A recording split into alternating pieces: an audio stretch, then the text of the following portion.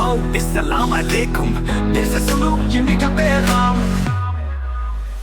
छोड़ो बवाट स्टीप दीदी इसमें का वक्त है कीमती ख्वाब, मेहर और शबीर की कहानी इल्म माँ की है जिंदगानी। सुनाओ बच्चों को रातों में रोशन करे दिल के दीवानी। माँ इल्म है सबसे बड़ा खजाना, यही है दुनिया और दिन का ठिकाना।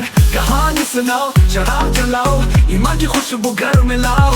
ये कहानी है सिर्फ किस्से नहीं, ये तो रोशनी के रास्ते हैं। दुनिया भी सुनर जाएगी, आखिरत भी निखर जाएगी। माँ ओ माँ ये फर्ज निभाओ, बच्चों के दिल में इल्म जगाओ। किताबों की खुशबू ईमान की बात, ये है कामयाबी का रास्ता रात दिन साथ।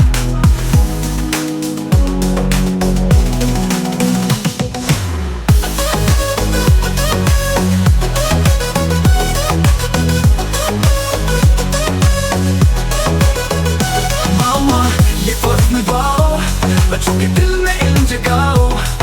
किताबों की खुशबू ईमान की बात, ये है कामयाबी का रास्ता रात दिन साथ।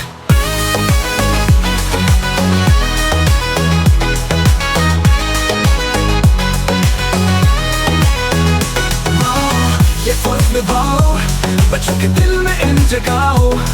किताबों की खुशबू ईमान की बात, ये है कामयाबी का रास्ता रात दिन साथ।